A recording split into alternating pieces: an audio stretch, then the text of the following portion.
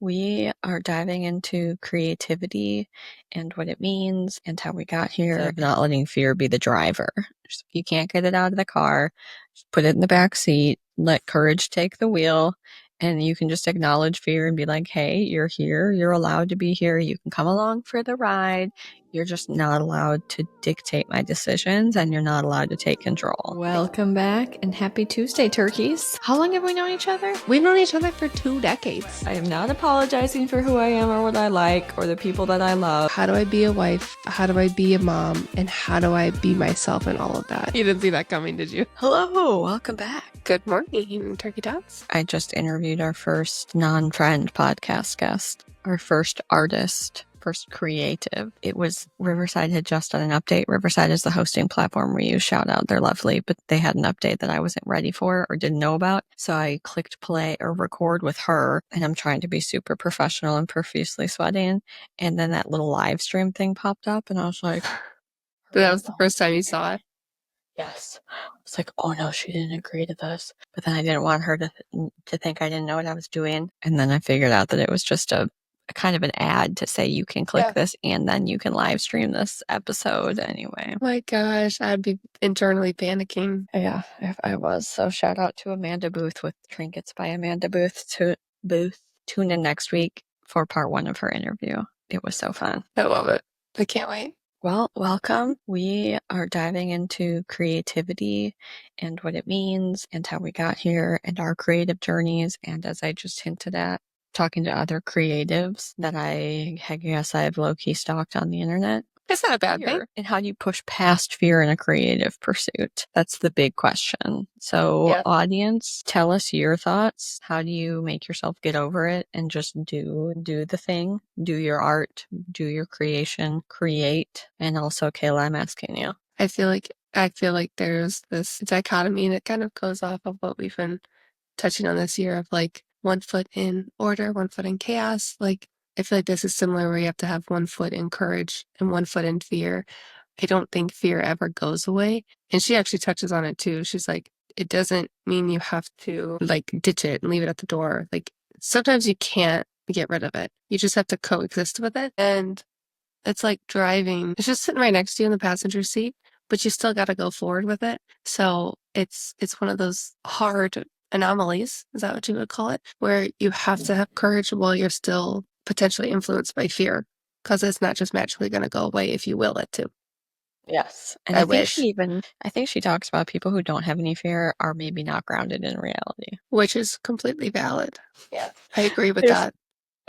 Or especially when you're relating it to your creative practice. I guess I'll pull it back to the podcast. If I had had no fear and no cringe and no embarrassment, then I would have been completely delusional. Right. I already feel a little delusional already. It's like, but I feel like it makes you more self-aware because you can be a critique of your own work and not in a completely harsh way, but to like get better and grow and develop your art or your craft or your creative skill or whatever.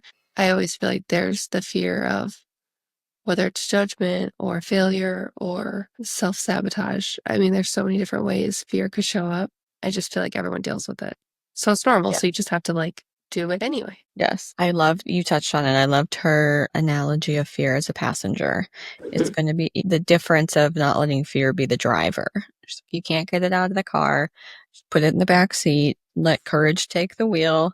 And you can just acknowledge fear and be like, hey, you're here. You're allowed to be here. You can come along for the ride. You're just not allowed to dictate my decisions, and you're not allowed to take control. Exactly. I mean, we wouldn't be doing this, and I wouldn't have done a lot of things in life if, you let fear run your life. Because if you do, you just don't do anything.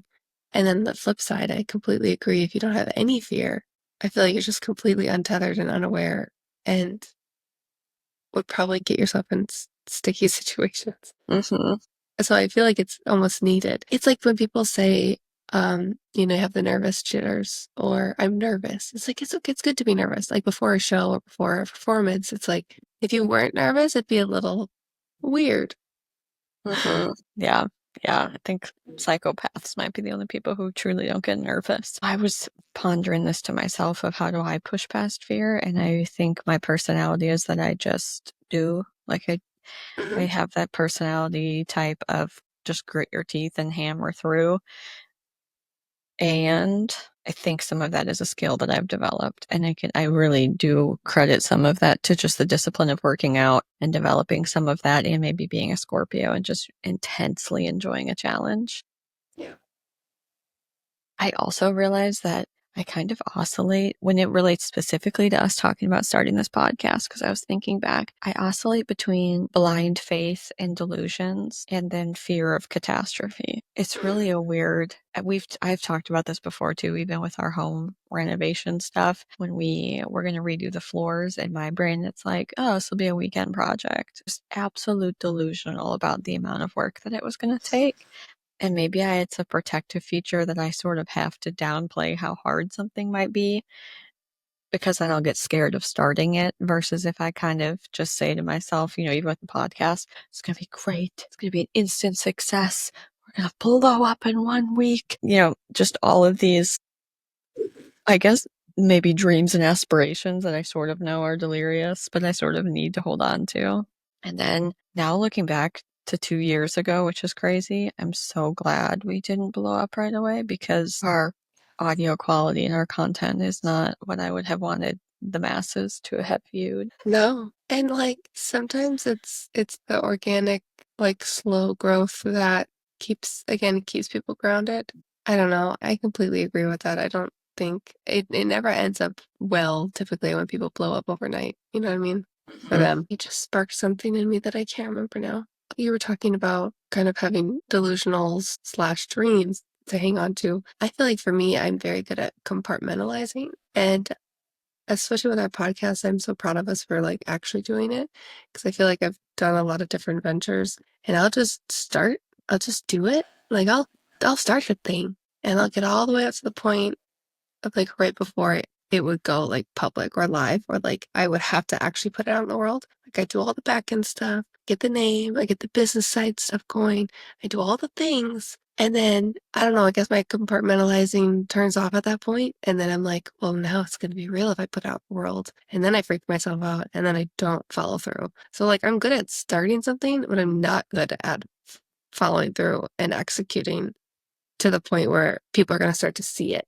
So I'm glad we did that with our podcast. We literally just started, and we literally just put it out there immediately. I was pondering some of this, because I also think people should remember, in the era of social media, that not every art and every creation has to be of public sharing.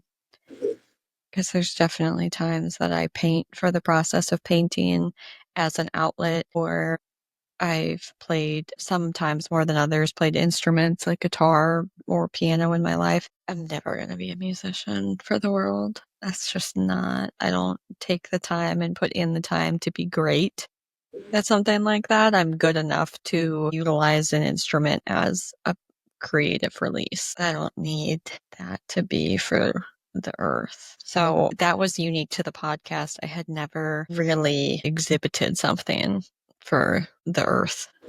And that was a whole other world of fear, is sharing your art, because I already have the fear of embarrassment, or that it's going to be weird.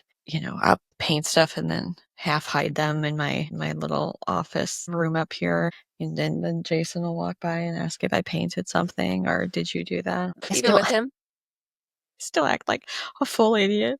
There's just immediate internal squeamishness. So sometimes I'm amazed that we're doing this, and sometimes I'm amazed that I sit and listen to myself talk when we go back and edit, because before we started this, that seemed like it would be the worst part. It is the worst part. I still contend that I sort of pretend it's not me I'm listening to. You separate yourself.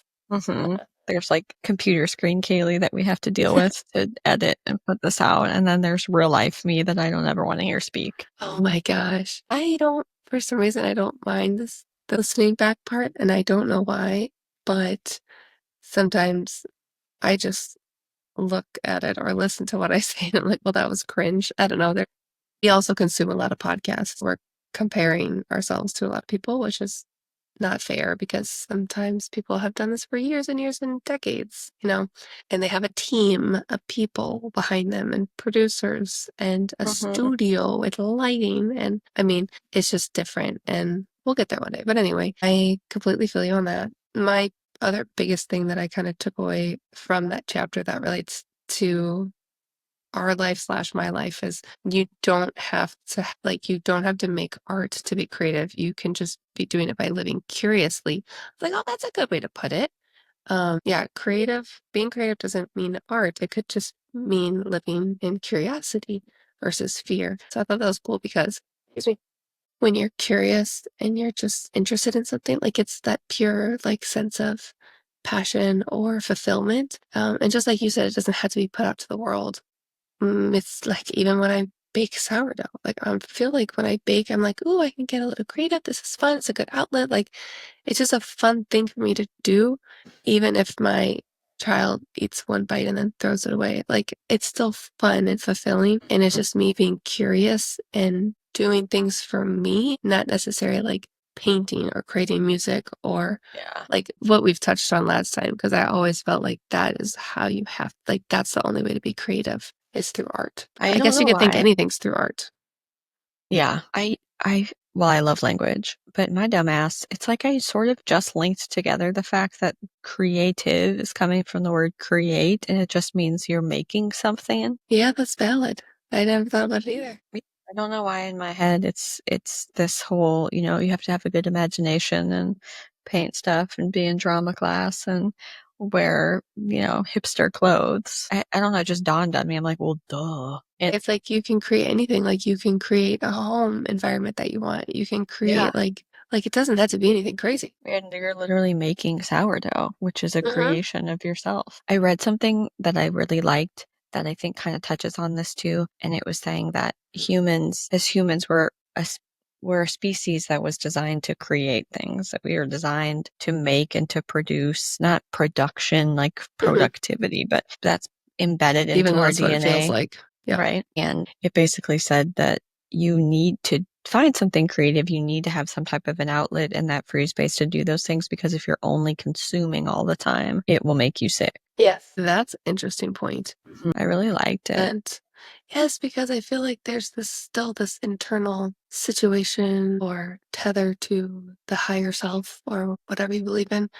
And I feel like if you Hmm. just always consume, you're getting consumed by other people or other things or things outside yourself, obviously.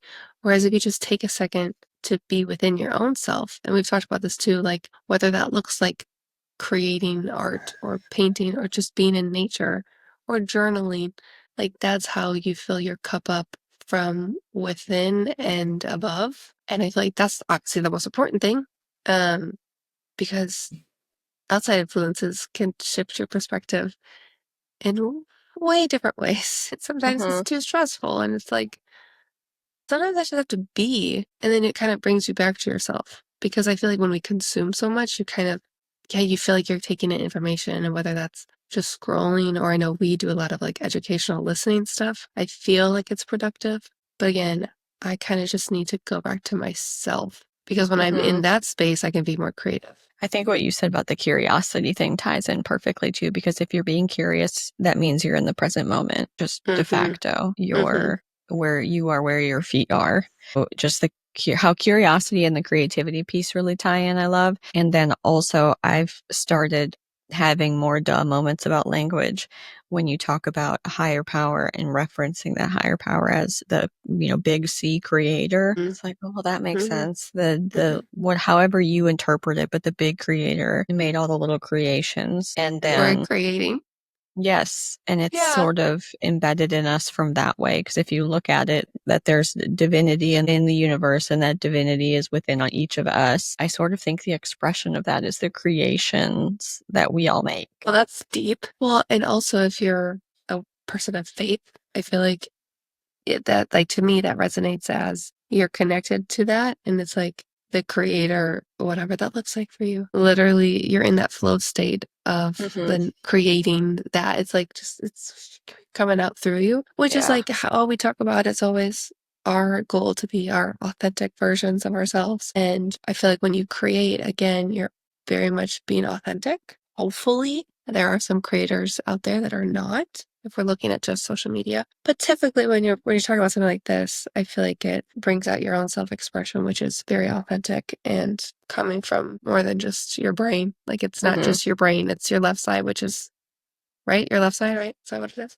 So your left side that's more creative and your right side's I thought it was logical? your right side because am I Does it like stupid? flip? Yeah, does your right side control your left hand? I think so. Because left-handies are usually, they say, more creative. Then it would be your Does right their side. right brain dominate? I'm gonna ask ChatGPT. Wait, not illogical. I meant logical. Left brain is logical and analytical. Yeah. So your left brain controls your right side, and then your right brain controls your left side, and the right brain is the artsy fartsy. That's weird because every time I think about it, right to me means logical. Not like right as in I'm right, but I always feel like there's this weird thing that I feel in my soul that the right side of things is always like the true path. And the left is just like, yeah, it's just like, hey, we're doing whatever.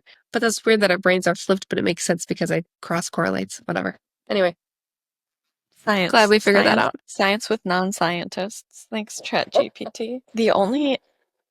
The other thing I was thinking of with all of this, or what it made me consider, is I hate the term negative self-talk because I think it's overused, but still a concept that's worthwhile. What do you say to yourself? And again, if you kind of personify those thoughts as fear and then address them directly to say, hey, now, thanks. I know. Sorry. Thanks for mentioning that. We've taken note. Please sit down. Thank you for your input. We're moving on. But being in this sort of mindset of thinking about those things and experiencing what it's like to start something new and dealing with people not being as supportive as I had hoped, because I've recognized that I don't care about the general public. It's my public, my circle of public that will really make me feel butthurt, or that's who I want support from, I guess, if that makes sense. I don't care if a random YouTuber says shit online because I It's don't know you. nice, but it's different. Mean stuff. The 100%. nice interactions are always fun, and then I get immediate imposter syndrome because literally, why are you listening to me if you're not a friend doing me a favor? But negativity from people that I already hold in high esteem, I realize can be really detrimental, which has made me reconsider being a negative Nancy for other folks, because I realized I have already thought of every possible negative scenario in my brain. I don't need help coming up with reasons not to do something. I know that I said I sometimes operate in a land of delusion. I know that is what I do to help myself get over the ambivalence of starting something. I do not need somebody to say, well, have you considered? Yes, I've considered that in about 100 different life-ending catastrophic scenarios. I do not require your help for that. So I have recognized that and recognized that that's been a behavior of mine, and immediately made a pivot to just say, I want to be a yes person. And to say that to other people who have friends who are maybe starting out on some type of an adventure, whether it's going to be public or private, of creation and self-expression, just say yes. Just say yes. Just get on board. Be encouraging. I mean, okay, if somebody's going to join a cult or do something dangerous, obviously not. But no one needs your help doubting themselves. So just know that they're there, and just be interested. Be interested and ask questions. Don't ask the questions that are just a veiled criticism. Ask a question. Have you considered? Yes. Again, and this was also me to me saying, I want to be the person that says yes and the person that's encouraging. And even if it's something that I think for me is dumb or boring or stupid or something I have zero interest in, I've realized that I can connect with somebody's excitement. I don't have to connect with their project. So I don't have to fake it either, because that's gross. So I'm trying to think of an example of something that I just would think is dumb. Not dumb, but something that just doesn't resonate with me. I don't know. If somebody wanted to make woven cat tapestries and sell them online, whimsical Disney cat tapestries or something, maybe that specific item isn't something that I would get my gears whirring, but I can connect with the excitement of somebody else being creative and wanting to do something new. And I can 100% be genuine in my support of saying, that's a great idea. You should go for it, because it is a great idea for them because they're excited. Does that make Exactly. sense? And I may not buy it, but I'm sure there's a bunch of, or maybe I'll buy it and then I'll regift it for support. But there's a bunch of other people that actually probably will really love these things. Mhm. Yeah. And just like, what can I do to support you? Or how can I promote this? Or, you know, what do you need from me? That's such a better way to be. And I've realized for me, it feels so much better to be that way than to be the negative party pooper. I don't want to say negative Nancy because that's your mom's name, and Nancy doesn't deserve the negativity. Oh my gosh, it's true. I mean, I feel like it all goes back to this, what this chapter is about, which is courage. And we all struggle with it, whether we would like to admit it or not. And so having other people poked out into the things that we've already poked out into doesn't feel great. So, but again, that's where it comes in, where you kind of have to not put up boundaries or walls, but just again, kind of focus on your why and why you're doing it and why it fulfills you and why you want to create, whatever that looks like. It's just focusing on being courageous and just doing it and not letting fear stop you. It could just sit in the back seat behind you. And pick who you talk to when you're nervous. So if you're in that stage of you're afraid to get started, pick the people to tell about it that you know are yes people. And wait to talk to the people that you know are the doubters for whatever reason, their personality or their circumstances or whatever. Wait to tell them until you have yourself fortified, if you can. Yes, I And agree. if you can't, then I mean, some of that is unavoidable. But I think the only other thing that I took away from this that I've been working on with myself, and we learned personally through this podcast process, is that any form of self-expression requires practice to do whatever the avenue is that you're going to do. So whether it's making sourdough, like how many loaves did you make that didn't rise?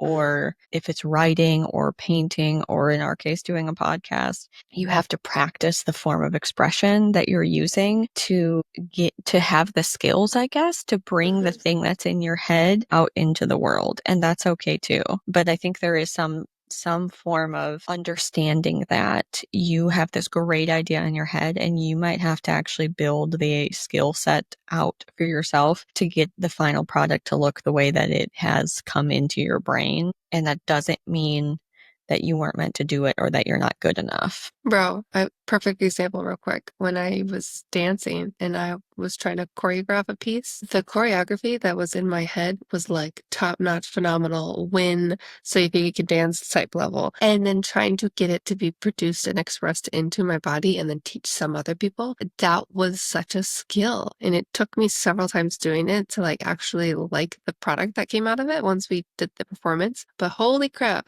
I'm like, oh, I got a banger. And then I'm like trying to translate it into my own body. I'm like, this is not the same thing. Like it takes time and practice. So I imagine that happens with musicians because you can hear a song in your head. You have to know how to make those sounds come out of an instrument in order to or your express mouth. it. Crazy. Anyway, So fun. those are my key takeaways. So I'm working on not letting fear drive, and I'm also working on not letting fear drive in my response to other people because I want to be the yes person that supports them. I like it. And tune in next week for a special edition interview that I'm really excited about, that I need to talk about layer 2 of imposter syndrome nervousness. I'm so glad that we've been editing episodes for 2 years. Because I would be so embarrassed to produce the quality of our original 100%. podcast episodes in something with another person. I agree. Good for us. Look at us. 2 years from now, I'm probably going to be like, oh my God, dear Amanda Booth, I'm so sorry. But I feel confident in the skills that we have so far, and great example of stepping out into like a fear zone. Like I said, I was profusely sweating with my armpits the whole time, but I was curious about her art and curious about what she did and how she did it and how she got there. And it was so fun. And it felt like the right thing to be doing, if that makes sense. And That's it awesome. was real life practice of, we're going to just nervous Nelly Kailey can sit over here and be present for this podcast, but that's not who's going to be in control. Good job. I'm excited to have these come out. Look at us expanding, interviewing people. All right, well, here's the courage. I love you. Bye. Bye.